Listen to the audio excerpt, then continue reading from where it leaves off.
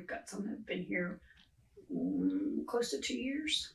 Parents, are you at home with your child this spring break and don't have any plans? Well, lucky for you, the Jefferson Public Library has a lot of events coming up this week. There's like something really cool about making time outside so accessible. I also really like how diverse the garden is. All this and more, live on Grady Newsource. This is Northeast Georgia's only local source for TV news. From the Grady College at the University of Georgia, this is Grady Newsource.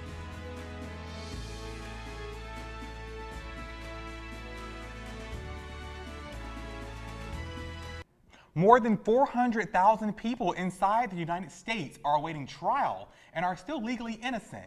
This is an issue Madison County has faced in recent years as well. Eddie Newbert has the story. They have loss of income, loss of family support because they're sometimes the breadwinner in their family. And it hurts more than just inmate. Some inmates become very familiar with these walls. The Madison County Jail currently holds 77 inmates, a number that Sherilyn Bell, Assistant Jail Administrator, has seen grow in recent years. There's always people to put in here. Many inmates will wait for a trial for up to 2 years. Any type of case involving violence, armed robbery, aggravated assault, murder, whatever the case may be, assault with a firearm, those cases, a lot of times they get tied up. But even these who aren't accused of a violent crime may see significant time behind these bars before they are ever convicted of a crime. Many back here in the jail that are here for nonviolent offenses, they're just repeat offenders, and we can only grant them a bond so many times before they have to sit here and wait on a court date. A backup in the court system is what caused much of the problem. There's been a stalemate in the prosecution process. Eddie Newbert, Grady Newsource. A potential project impacting Barrow County residents has exhausted efforts over social media, but the government denies further involvement. Reporter Anna Sjogren has more on the story here. Just this afternoon, I spoke with Tim Walker from the Barrow County Board of Commissioners. He made the issue of Vanguard Renewables and their ongoing environmental concerns crystal clear when it comes to addressing the concerns at tomorrow's Board of Commissioners meeting on April 8th, 2025. Here's what he had to say. The chairwoman is out of town. I am the chairman pro temp. It's not been brought to my attention, and I'm not changing the agenda. So I'm going to tell you now, it's no. Walker told me the last official communication from Vanguard and county officials was back in fall of 2024. He also emphasized that according to the future land use map, the property in question is strictly designated for residential and agricultural use. And as of now, Vanguard Renewables has no pending applications for a change. But concerns over the potential of a biodump possibly locating in Barrow County have ignited a grassroots movement. Some residents are putting up yard signs with the phrase, "Say No Barrow," launching a GoFundMe campaign for preventative resources, and organizing under the banner of Stop Barrow County Biodump, a public Facebook group with over 1,400 members. They have orchestrated a community meeting about the subject at 6 p.m. tonight at RH Bureau Park Pavilion. In 2022, Massachusetts ruled that Vanguard pay $77,950 as a civil administrative penalty for certain violations. While some community members are urging one another to attend the board meeting, Walker has made it clear that this subject will not be on the agenda. A Senate bill originally intended to define custodians of public records nearly became a bill that could have impeded the public from getting information from law enforcement. On Wednesday, the House Rules Committee passed a version of the bill with added language that would exempt law enforcement from having to provide documents on ongoing investigations when requested. However, on Friday, House representatives passed a version of the bill without the additional language. It now heads into Governor Kemp's desk to possibly be signed to law. 40 days and almost 3,000 pieces of legislation later, the Georgia General Assembly has finished its 2025 legislative session. Grady Newsource reporter Shelby Watson joins us live in the studio. Shelby, what can you tell us about how things wrapped up at the Georgia State Capitol? Well, Jack, since January, the Georgia General Assembly reporting team and I have spent many days fighting the Atlanta traffic so you don't have to. Now our trips to the Capitol have come to an end with sine die on Friday, the last day of Georgia's legislative session. I was there on Sinai Die, where I watched the House debate for more than an hour on a bill that revises when and how residents can bring action against the government for unauthorized acts relating to regulation of weapons. It passed with a partisan vote. I also spoke with Republicans and Democrats about their performance during this session and what exactly comes next. The chatter of Georgia lobbyists and legislators fill the Georgia State Capitol building. They're all frenziedly working to pass the last bills of their agenda as the sun sets on the last day of the 2025 legislative session in the Gold Dome. Known as Sine Die, Latin for without a day, the last day of session had Georgia politicians reflecting on their party's performance. For Republicans, it was the coming together to successfully pass massive tort reform. So we got it done, and I think the keys were that the business community and the governor all stood together. We didn't get splintered like we have in the past, where everybody was kind of working on their own separate thing. We all got behind one package, and we agreed to work on that. For the Democratic minority party, there is both delight in the base's growth and an understanding there is still room for improvement. I think it's been, a very strong session towards going towards a majority for us in our party here in Georgia, especially in the House, because we understand that there's a lot of work to do in the Democratic Party. We lost the election because we've lost our connection with working class people here in Georgia. But just because the House and Senate have adjourned for the year does not mean the work stops. With an issue as complicated as tort reform, Republicans can't reminisce on their win for long. They have to plan for the future and how they are going to measure their reform success. Number one, there's going to be a study committee over the summer on insurance rates. So they're going to dive into that and maybe see what else is going on there and see what action we need to take. But even though Edge claims the tort reform law will go into effect early, the results won't be immediate.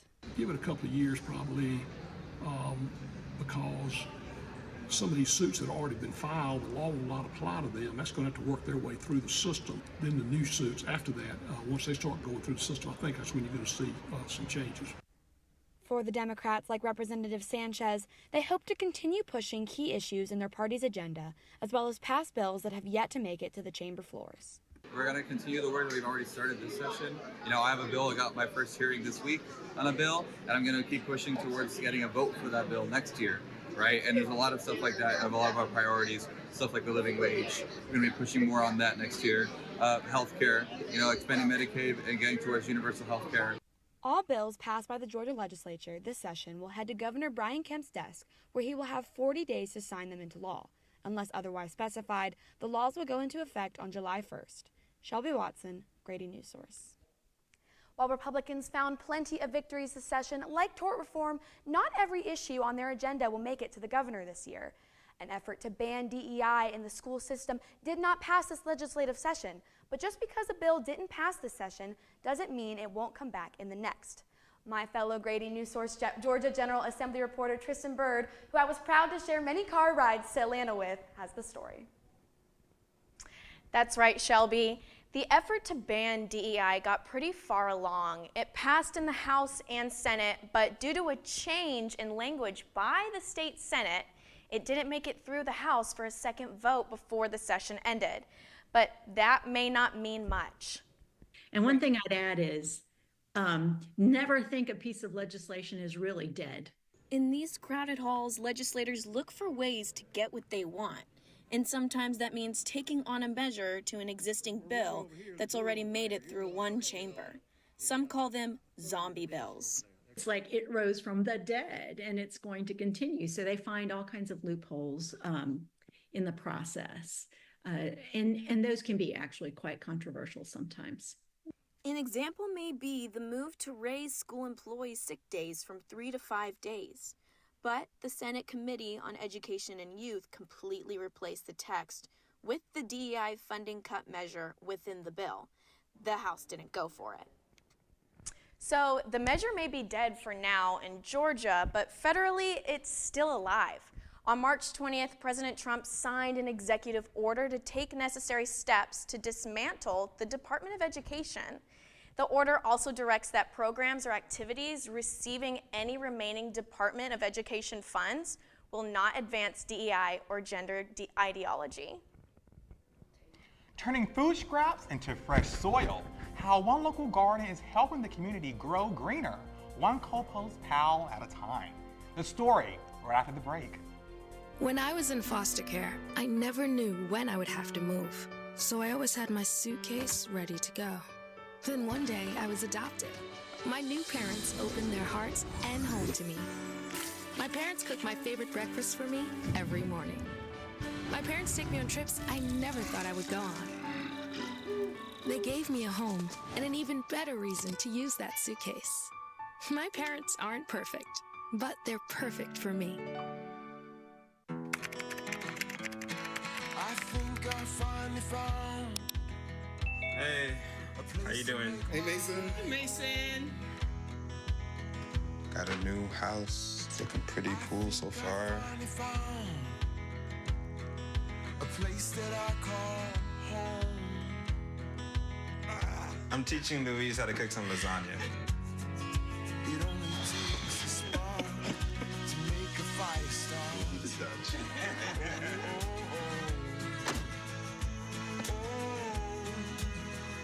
Thank you. Study, please.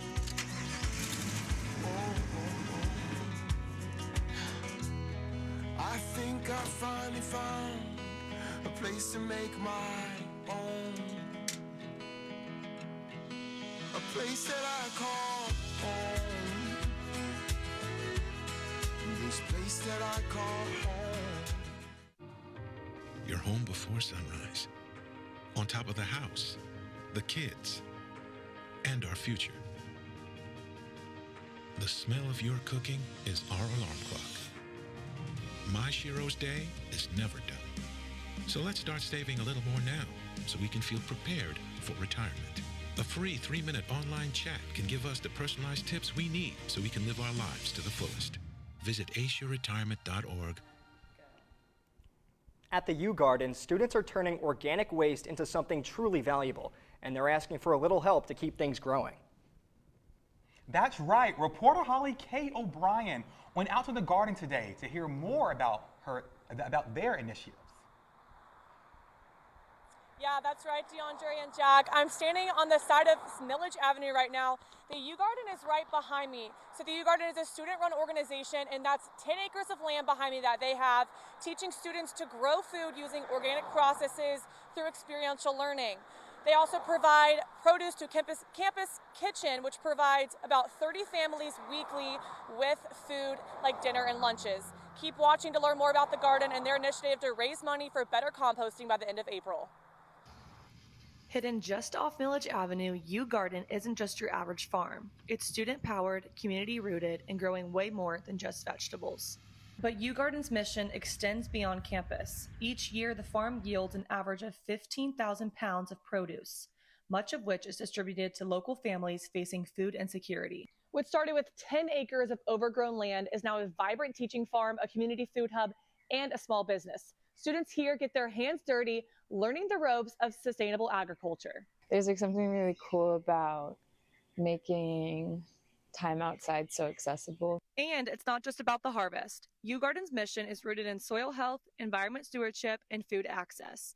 U Garden partners with UGA's Campus Kitchen to provide families in need with packed lunches and dinners weekly.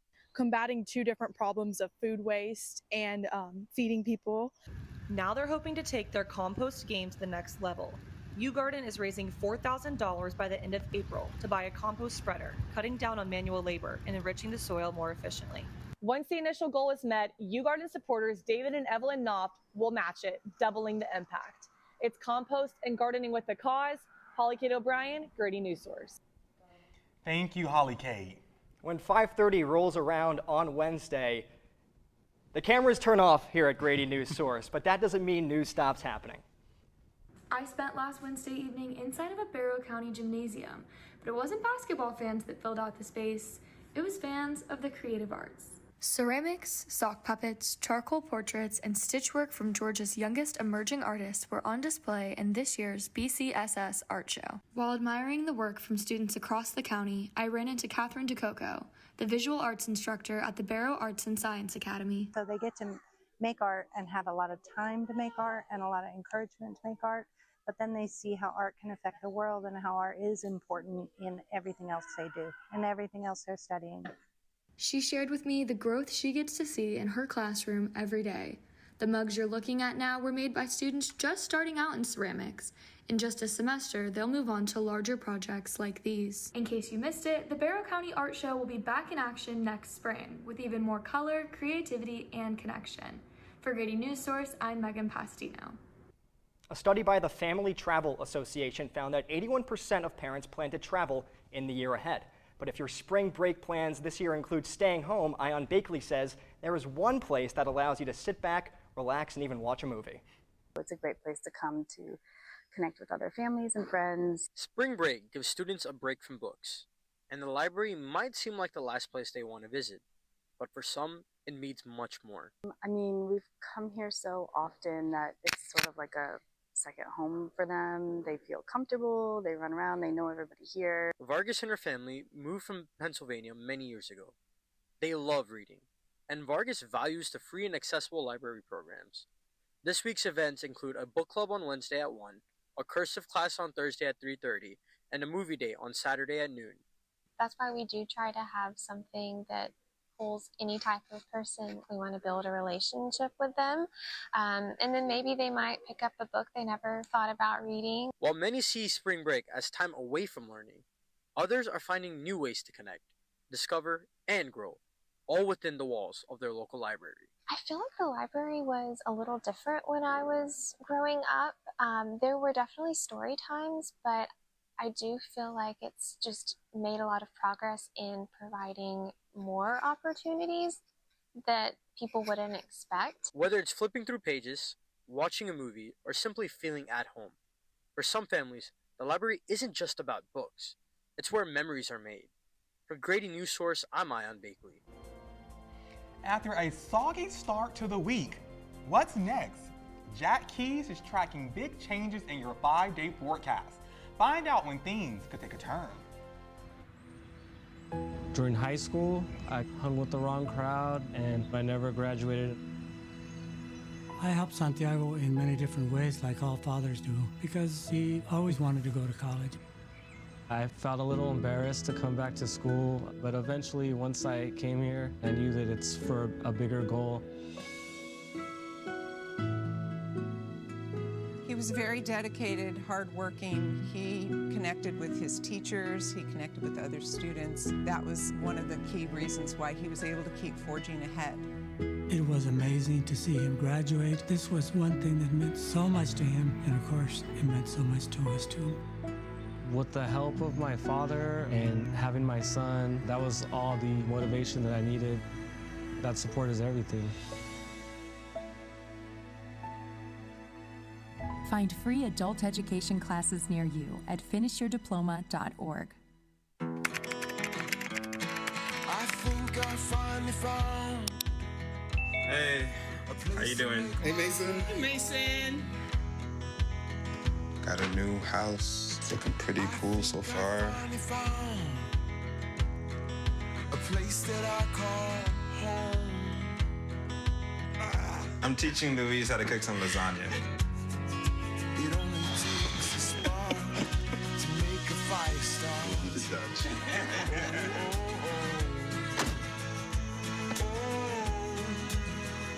Thank you. Study, please.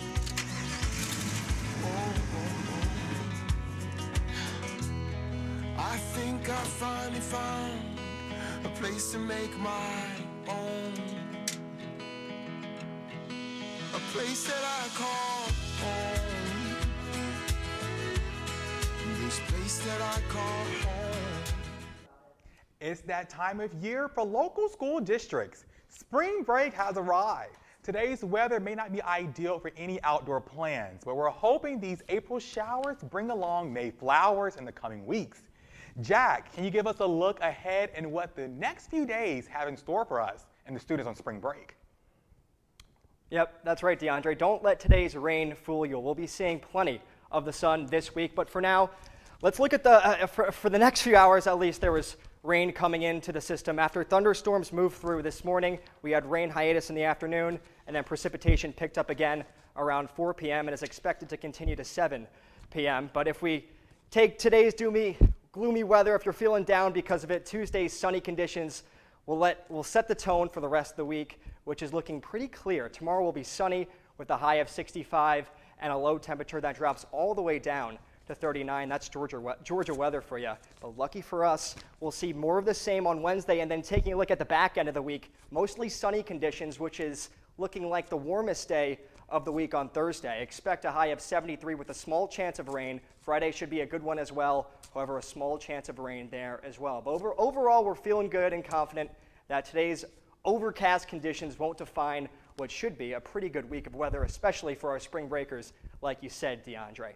Coming up, we'll get a full breakdown of the long-awaited big conclusion to March Madness. 2 teams, 1 trophy, and 40 minutes to make history. Can Florida's towering size and speed overpower Houston's historic defense? And how the Cougars pulled off one of the wildest comebacks we've seen all season long. Championship night is here, and DeAndre Harris has got your preview. People do some pretty cool things in their 40s and 50s. Why should saving for retirement be any different? I mean, they go back to college, learn new instruments, start skateboarding. Okay, maybe that one's not for everybody, but saving for retirement is. With aceyourretirement.org, you can get on track with your retirement savings no matter your age. Just have a 3-minute chat with Avo, the friendly digital retirement coach from AARP. You'll get personalized recommendations based on your input that are easy to understand and work with your lifestyle. It's quick, easy, and free. Plus, it's sponsored by AARP, so you know they got your back. Gnarly move, Dad. Thanks, sweetie. So wherever you are in your retirement savings journey, head to aceyourretirement.org and start chatting with Avo today. That's aceyourretirement.org.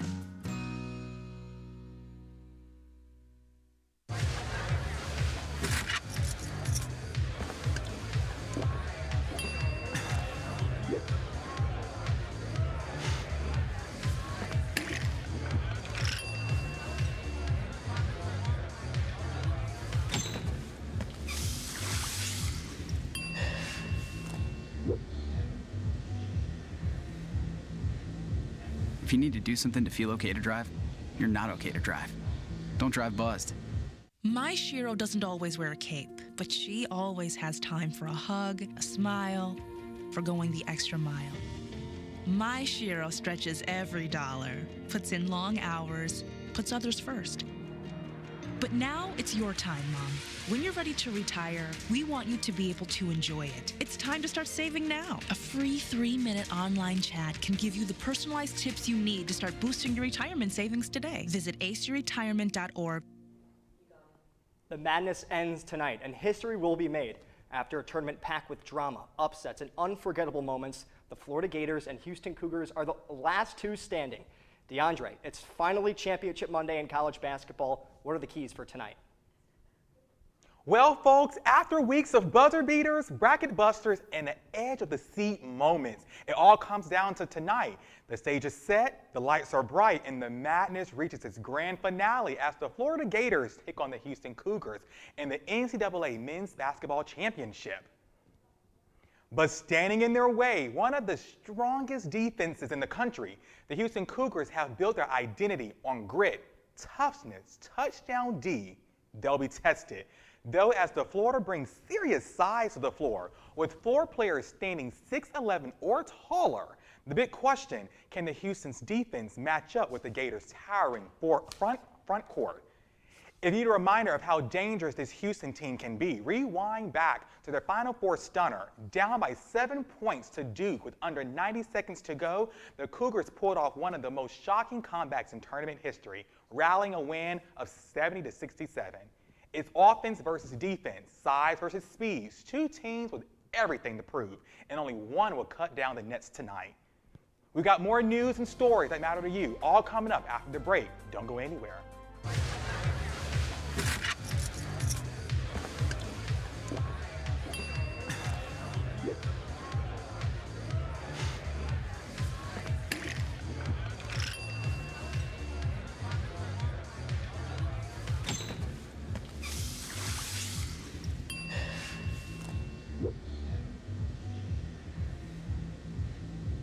If you need to do something to feel okay to drive, you're not okay to drive.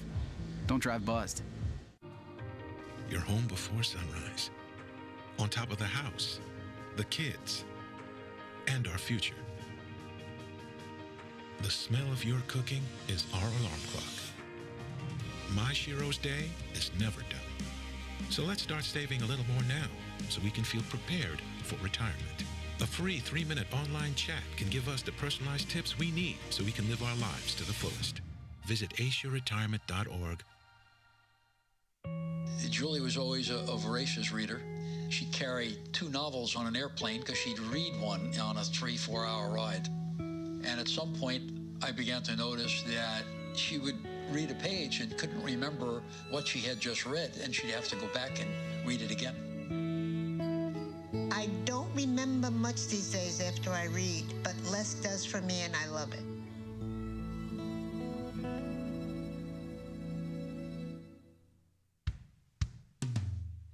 Hey world, I have a quick message. It's about safe driving. All right, let's go. Anytime you're driving, have the seatbelt buckled tight. Both hands on the wheel and your phone out of sight. When not in your hand, trying to text somebody back. Because if you do, your car might get smacked. The moral of the story, just put your phone down. The people on the road will stay safe and sound. Put your phone down, put your phone down. People on the road will stay safe and sound. Yeah. 3, 2, 1, y'all got it. With tax season around the corner, it's time to bring out your receipts and personal documents. Disposing of these properly helps keep your private information safe. To keep Oconee County beautiful, Commission and the Oconee County Parks and Recreation Department are hosting a drive-through shred day so you can ensure your private information is securely destroyed. It will occur on Friday, April 18th from 11 a.m. to 1 p.m. at Oconee Veterans Park, rain or shine, with a limit of 4 boxes per vehicle. That's going to do it for us tonight. Thanks for making us a part of your evening. And if you're wondering where you can find more content from not just the two of us, but our very talented reporters, DeAndre, where can they follow us on social media? All right, Jack, y'all can follow us on Instagram, Facebook, and YouTube, all at Grady Newsource. From all of us here at Grady Newsource, we appreciate you staying and watching. You stay safe, you stay informed, and we'll see you right back here on Wednesday.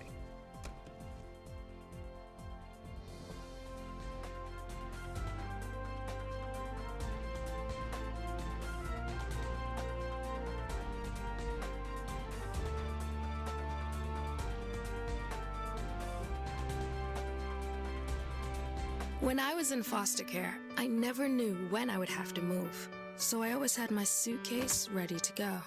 Then one day, I was adopted. My new parents opened their hearts and home to me. My parents cook my favorite breakfast for me every morning. My parents take me on trips I never thought I would go on. They gave me a home and an even better reason to use that suitcase. My parents aren't perfect, but they're perfect for me. I think I finally found. Hey, how you doing? During high school, I hung with the wrong crowd. People do some pretty cool things in their 40s and 50s. Why should saving for retirement be any different? I mean, they go back to college, learn new instruments, start skateboarding. Okay, maybe that one's not for everybody, but saving for retirement is. With aceyourretirement.org, you can get on track with your retirement.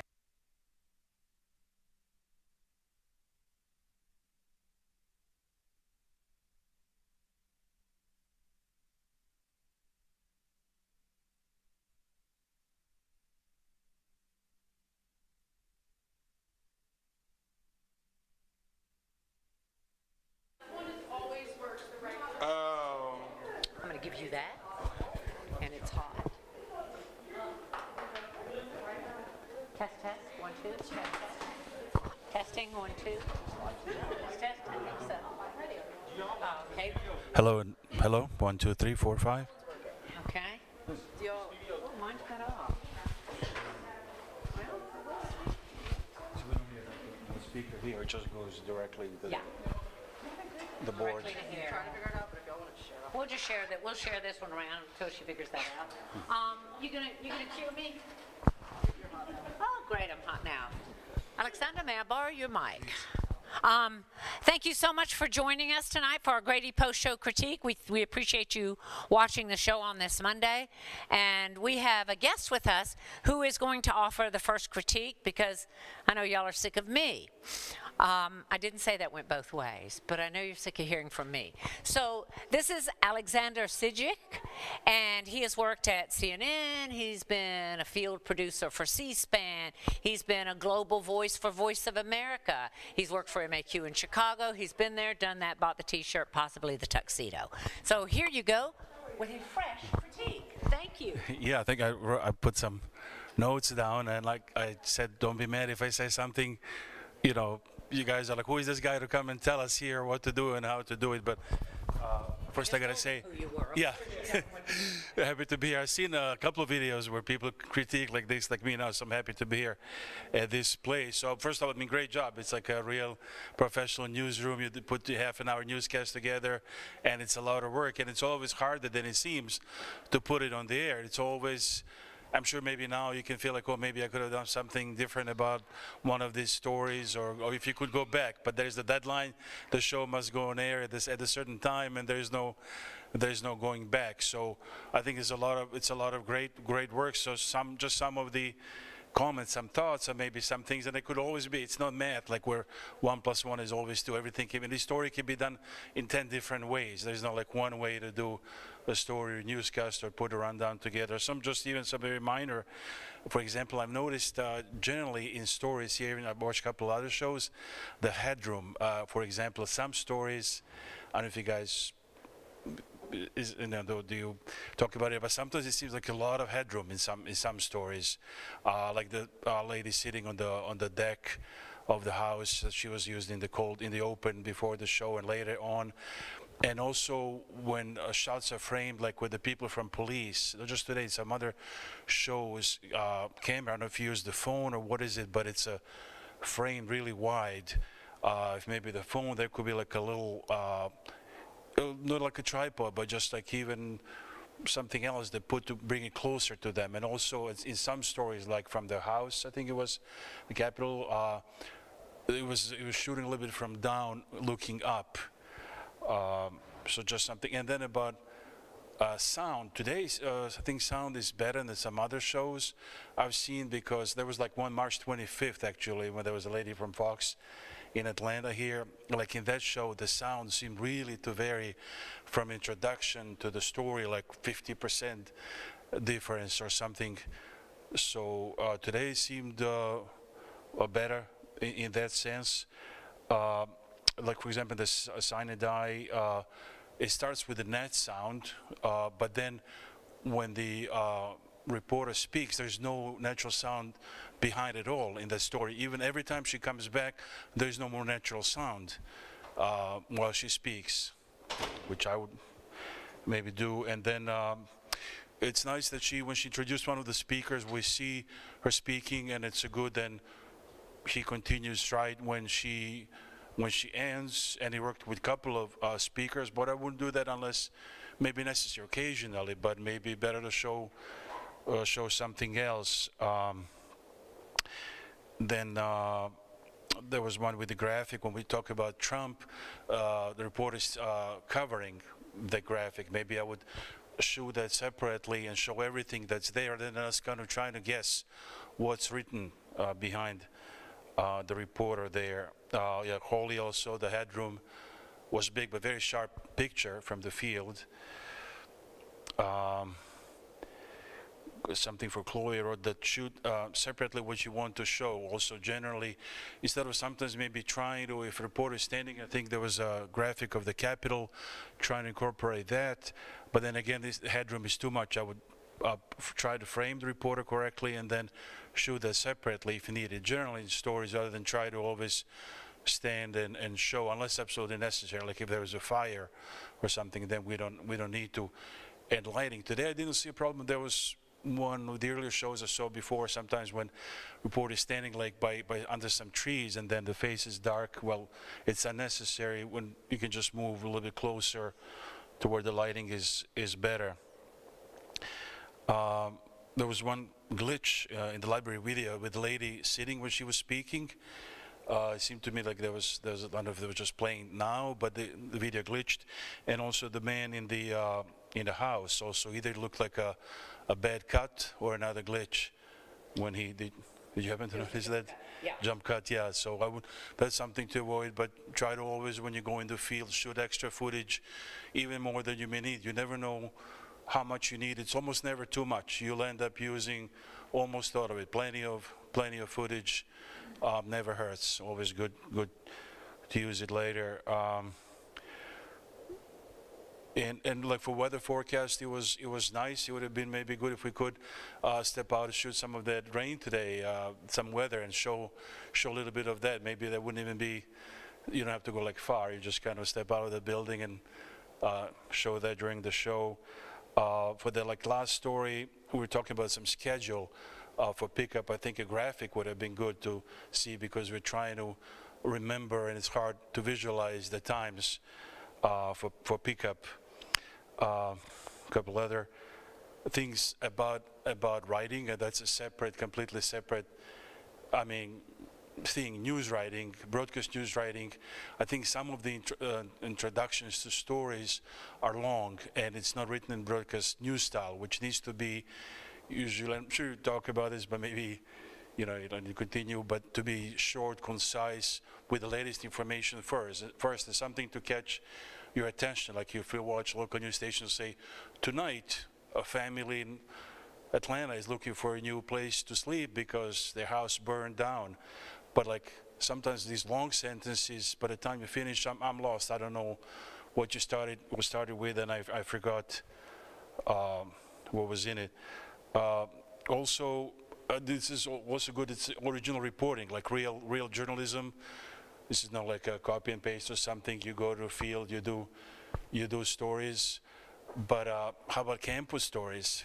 University of Georgia, maybe there could be more campus stories, even like a regular feature. Like, for example, I would do maybe Mondays, what's interesting in campus, an interesting store, visit to the library. Maybe you've done it before, but it just kind of didn't watch that. But something to take advantage of this big campus. Some students, maybe, or professors, maybe they had like an interesting presentation in San Francisco, or something like that, or about lifestyle in general, things like that. So those are some of the thoughts. Thank you. Go ahead. Do you all have any questions you'd like to ask about some of the feedback? Anybody? Yes. We've got one right now. I think we've definitely talked more about campus coverage. How do you think we can relate what happens on UGA's campus to Northeast Georgia? Because we are all split up across Northeast Georgia, and obviously we all go here, we love everything that happens here, but how can we make that newsworthy for people that aren't affiliated with UGA? Well, it's a big UGA, Georgia is a big thing in Northeast Georgia. Just this campus is a center of many activities. You have, I think, 40,000 students here. You have professors who give lectures, write books, sports events, so many different things. But maybe it doesn't have to be always breaking news, but there could be like a regular segment. And like Mondays, we'll do a feature with a professor. Wednesdays, we'll do a feature with international student. Maybe there could be like 5 or 6 of those, and then go from week to week. Or maybe, and this is something you can do later, put on TikTok, or you're walking across campus, you see something interesting, or look, a new store, new restaurant is open, you walk in, talk to people there, you see new parking lot is open, anything can be a story. So I think there's a lot, probably wealth of things happening here, and it's, in a sense, it's easy because it's right here. It doesn't require some big travel. And about sports, and I had like an idea, I was going to talk about it maybe later this week. I think maybe James talked about some other professors too, but maybe crazy idea, but let's make a connection with Atlanta Hawks, and once a week in season go and cover the game in the NBA game, and have media credential for a person from here, and come and do a story, and then it's available online, anybody can see it, expand the coverage that way. And another idea, maybe make arrangement with let's say WSB or WXIA, once a week, maybe they can run a story produced by a journalism student from University of Georgia. Like this is part of the community. This is people who study here, members of the community. I think it will be interesting. We talk to them in advance, like, so it's not like a surprise. That morning we'll do that, but it doesn't have to be a breaking news story, but make a list of some interesting stories. Yes, Rachel. So something that we were talking about in our pitch meeting this morning that we wanted to work on this week was like kind of driving people to our website, because honestly we tend to focus more solely on our newscast, and we're also trying to grow like digital aspect, but specifically the website this week. So I guess my question is, what would you recommend to do that? Like, do you think it's better to do the same stories we're doing on broadcast on the website, or like different ones? It could be different. For example, especially social media sometimes needs you to do like short stories, use video upright. Like sometimes when people send even me some stories, and it's upright, I say you can zoom in, but you lose the quality. One thing that can be done is to kind of promote each other, like promote. Maybe towards the end of the show of the newscast, say, here's what's happening on GradyNewsource.com. These are some of the interesting stories, and go to this site and you'll find more stories there. And same thing, there's already a link to the show on the Grady Newsource, so you kind of have to search for it a little bit. Maybe it's not obvious, but kind of cross-promote each other. Yeah, definitely some stories, especially like for Instagram, for example, it's more like oriented where it's a photo, so you want people to click on it, so it's not necessarily a video, not the same kind of story. But I think knowing what everybody does can be interesting.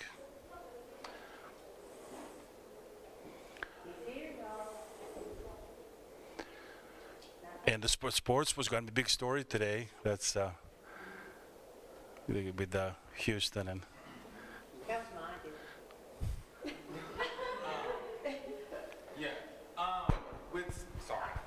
Thank you.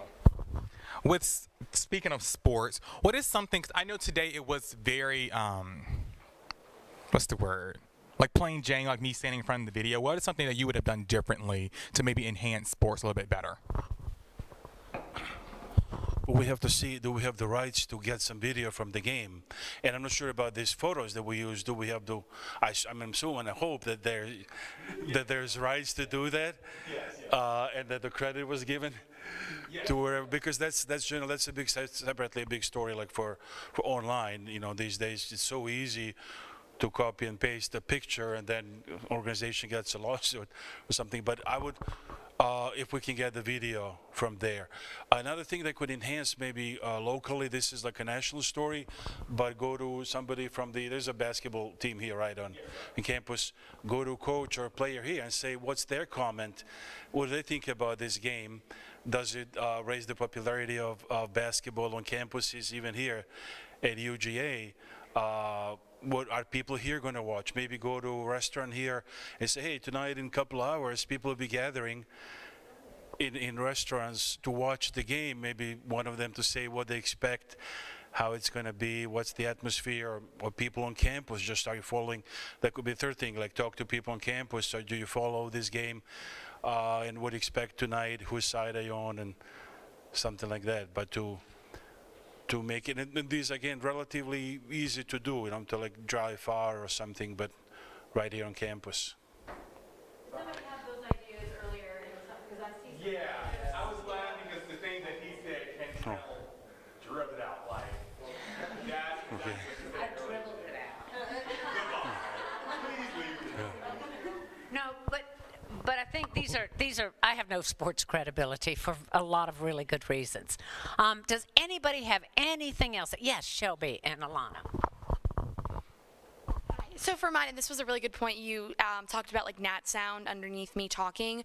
What kind of nat sound do you think wouldn't be distracting, and when is it best to incorporate nat sound, but like beneath me talking? One thing is net sound starting the story. There was one of the packages that started just the general net sound of the building, which is okay, but doesn't necessarily enhance it too much. First, I'm saying just the basic net sound while the reporter was speaking. I'm sorry, was it you? But within here, there was I think there was no net sound at all from the rooms during the package. And I'm not sure why technically it shouldn't be a problem. You can see in Adobe Premiere Pro, whichever system you use, just bring it up a little bit. But sometimes, let's say there's a flood and people are putting some big packages or like something that enhances the story, not like or some interesting soundbite. Or let's say there's a sports game and fans are screaming. And then there was one of the stories that started with a net sound of the person speaking, and I think the library story, and we don't see her. So to me, that's also, it may even be hard to hear what she said. It didn't seem necessary. And I don't know if this is the guys, if you do this on purpose, a lot of stories start either with the stand-ups or with net sound. And usually stations, that's not always the case. It's more like you start with the video and the story, and then you go to some sounds. But you don't have to have, and there was also one of the stories that about the art project where the reporter was standing. Now I answer the net sound question, but something else I remember, that she was standing in front of the blank wall. And for stand-ups, we should normally not use. We should enhance the story. Stand either there, show that art exhibit behind us, or something else. But like the blank wall should almost never be used. But yeah, generally net sound when it makes the story stronger. Not necessarily. Sometimes you can have it. Sometimes you can have 5 of them. But also, I was just saying about the basics of using through the package the net sound, simply sound of the room that we're in.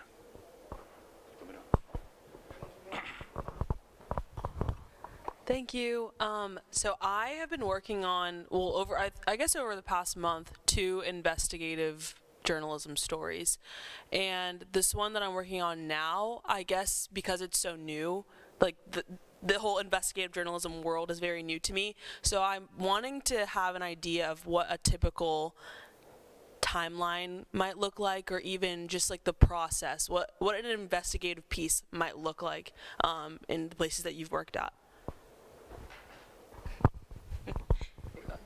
That just depends on the story and your sources and your work. There's no limit. It can be one day, it could be 1 month, it could be 1 year. There's no, simply just depends on how quickly you can find people that give the answers to your story, to what you're searching for. So I don't think the timing is what matters is the product that you go with it when it's completed and you have all the sides to the story.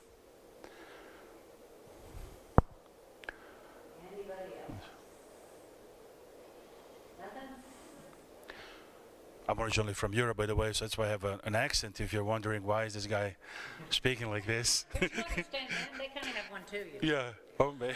I, of course, do not. I lived in Georgia, y'all, so. Yeah. Very nice. Thank you. Thank you. We really appreciate you being here. We are, yes. Thank you. Thank you for bringing up the whole headroom and the nat sound thing, too. It's funny, the things that will, when you're going over all the big J stuff and you miss the little J stuff. And that's what your audiences notice. They don't care how hard you work. Credibility, yeah. The technical stuff gives you credibility too, so you don't have to pay attention to technical, but your story then comes across better. Yeah, much better. So I really appreciate you pointing that out. A couple of notes and quotes. I think I'm not going to beat a dead horse about this morning. I think we all know where we started. I will say that that your show today is a testament to how much you've grown. You're able to slack off, do next to nothing, and come in and still turn something that was pretty darn good. I'm going, this is going to be terrible, this is going to be terrible. But you're good enough to do that. If this had been 6 weeks ago, you'd been like, I don't know, crying or something. But I would just admonish you that is not the way you want to run your railroad, okay? Because all the things that Alexandra was talking about are really hard to do when you're going to make it, but you kind of pushed it. But you did it, and it was good. Couple of things. How we always talk about showcasing the big story. Remember the stitch on safety, and we had some other pretty good things, live shots. Today, I felt like we had a really strong story with Eddie on a really important issue, a national issue. And there are state stats, and he had those, and there are national stats. And I just would ask you to consider next time with any lead story, I always ask, how are we going to own that big story? How are we going to tell people this matters? That story mattered. You know, I don't know about you all, but any one of us for anything can wind up behind bars and hanging out a few years waiting for a trial now. So it's an important story, and I would just urge us to be real creative about showcasing. And if you're the lead, then make yourself big. Ask to be showcased. Come up with some ideas on how you can be showcased. And you had a couple of big stories. Anna's story is really important. Anna, you really went after that in true A1 Anna style. I was curious, you mentioned that we had some video in some yards, or that people had signs in their yards. Did you shoot any video of them? No, I just saw the sale like your website. Okay, so one of the things I did notice in the show day, we need some more video. I know it's wet. I know it's rainy. Kudos to you for being live out in the wet and rain. But we got to get out and get video.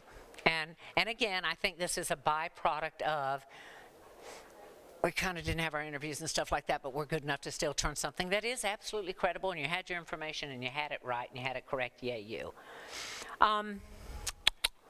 The jump cut. You know, one of the things that was interesting, you mentioned about Megan's stand-up, and we've had a couple of those. And I think part of that is because visual storytelling transcends any and every platform that we currently have, and that has yet to be invented, right? And because you all are closest to being, it's a whole lot closer to being digital natives than, you know, I am, you have some familiarity. You do the little mic holding thing here, and you might be up against a blank wall. And there are a lot of these things. We want to see you all take the intimacy and the authenticity of that and get it to the big screen. We do. I think that would be really helpful for television as a medium. But the reality is that television does have, as Alexander said, this professional standard where there's some things we're not going to be able to do because we have trained an audience over 50 years. And we've trained them with, you know, sets that cost over $1 million. We've trained them with lights that, you know, cost a fortune. So there's some things that we do have to step it up a little bit for television because that is a standard and it confuses people who are watching. So we'll just ask you all to think about that and really remember, and I think this will work actually very well. I sent you all a bunch of AJC social media this weekend so that you guys can really understand the game there. They were phenomenal. They had the talent, but the talent was doing what we train in television, which is to illustrate or demonstrate. Nat sound under all the tracks. So consider that. And then be careful about people eating their fonts. If you shoot people with all the headroom and then they're down here, Audrey Haynes was like, my name is Audrey Haynes. You can't see my mouth, but you can read it on the screen. So just, it's on how to shoot it. Holly Kate, I liked your live shot very much. I don't think you needed all those notes. You knew your stuff. Have some faith. You knew your stuff. Watch the cliches, everybody. I took a bunch of them out today, you know, taking matters into their own hands. But I missed running into people. I always thought that was kind of funny as a reporter. We ran into so-and-so. Did you now? Did you hurt them? Did they survive the crash? But we don't run into people. And it almost sounds like, do we even plan our news? Well, there's a murder. We just happen to run into somebody. We don't. That's crazy. It's time now, since you guys are so good that you were able to pull it out from your armpits today and do a really phenomenal job. Then what do we do every time we get good at something? We take it up. Take it up. Here's where we're taking it up. Impact, impact, impact. All these actions that are being taken, how they're impacting humans. And how do we get to human beings? You know all these sources you're supposed to know really well. I know when you and Jimmy Patton are out doing whatever it is, your guy. I know Jimmy Patton has obviously a lot to share and has shared it with you very freely and very authentically. And I do believe that Jimmy understands the heart and the pain and the impact of some of the stories you've done. And I believe he would connect you with people. And I believe all of you have worked your sources the way you need to. You can find those connections. So that's your amp up now. We're going to grade hard on impact next week, okay? Ow! Yes. Like about half the sources I said a 3-second soundbite, but like half of the sources that I've used have been pretty much from him. So yeah, that is true. There we go. Well, that's good. That's good. Maybe time to meet some more people. Anybody have any comments, concerns, questions, criticisms, or a good joke? Yes. Okay. I just think every week people try something new and lean into it, and it always pays off. Like DeAndre this morning was obviously freaking out a little bit about sports, and like with some help from like Jack and some other people, he was able to like get his bearings, but you really leaned into it when you were on camera, and like I would have never guessed that this morning you had no idea like what to talk about. So I think just like like having that confidence and like doing a little bit of research will like carry us a long way. Like I feel like everyone says we're gonna know a lot about a little and not a lot about like one thing, and so just like being confident and leaning into that always I think works well. I am so glad you brought that up, because when he said, I'm so glad you brought that up, because when he said cut the nets, I said, oh, he's got it, because I have no idea what he's talking about. To piggyback off of what Olivia said, I really could not have done sports without my manpower over there, Jack. He really did hone in. Like, he literally gave me 3 bullet points for each team. I was like, okay. And I just made, I can't say it on live TV. I made chicken slot out of chicken. No, I made chicken salad out of chicken slop. Yeah, that's it. Today, Jack, he really, and I think you can see it when we were live. Like, he made me want to be a better anchor. Like how he carried himself. I think that carried off. I think we bounced off each other very well. So I really appreciate you for all that you did for me today. I really appreciate it. Yeah, that's my dog. Okay, who wants the mic next? Want me to walk? Want me to walk? Oh, the sports was 10 out of 10, babe. 10 out of 10. This is minor, but it's just something to look out for. We had like the headlines on top today for a couple of stories, and anytime it was just text, they weren't centered. Like the UGA Garden story was in the middle, but some of them weren't. I saw those. I thought Jack had 4 names. Yeah, so I don't know what we can do on our end, but just making sure we check that, because it was like very visually distracting that it wasn't centered. Also, to add to that, I love the idea of having like a ticker with any news or anything that we're talking about, things that are like processing or news that we don't even touch on. Maybe it's on the website. But today's ticker was from last week, and it was also sports. So just keeping an eye out on that. And then, yeah, some of the lowers, like making sure it's DeAndre Harris and Jack Keys instead of just DeAndre Harris, Jack Keys. But it was really great. You guys had great chemistry. And, it was awesome. I love the sports video, like the stuff going on in the back. That was really good. I gained a whole new respect for people who operate weather boards, who understand weather, who know what they're talking about. Because I don't, hello, that's my voice. I don't know if you could see, but when we went from weather to DeAndre's tease into sports, my body language just like totally shifted, as if my language was like coming on the screen. I just think for those of you who have done weather, Gunter did weather so well. That is such a hard thing to do on live television, and having never done it before, I think you could visibly see I was a little bit shaken. You were shaking. Yeah.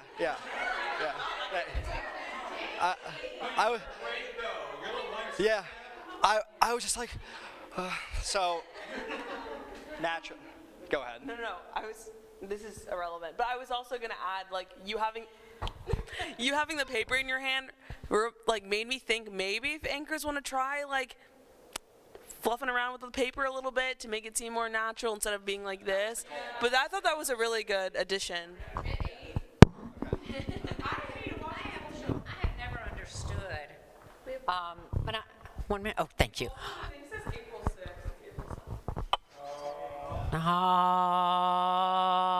Well, that's a total lost credibility. No, who can I blame? Oh, wait, me. Thank you. Speaking of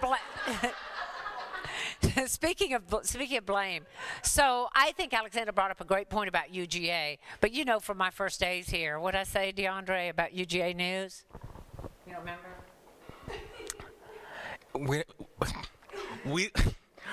We don't just cover UGA News. We cover all of Northeast Georgia. No, that's not what I said. I said, go out and, get beyond the arch for heaven's sakes. Go beyond the arch. But to be fair, I think Alexander makes a really good point. I didn't want y'all at the arch because I knew this was a mothership and you'd be scared witless and I could never get you to go anywhere else. But I think you can come back home some. Oh, please don't make it, weird old stuff. We've got such amazing scholars here. You showed us that the first week. Aaron, the first week, got this whole series about Narcan and drugs and scary death and stuff from just interviewing a scholar who'd won an award. So that's, you still want it. Maybe your playground, but we don't work for us. You work for everybody else out there, okay? So use this gem of a university to inform people about things that still matter to their lives, okay? And that's, I think, maybe a good way to make that connection. And big employer. Yeah. Too. I mean, yes, absolutely, a huge employer. I think one of the second or third largest in the state. But I can't attribute that to anybody. So, Shelby, Tristan, Rachel. We've been all worried about your beat, what you're going to do. Well, there you have it. So, welcome to UGA stuff. Yes, but for crying. Thank you so much for joining us for our post-show critique on Grady Newsource. They're out of control. We're out.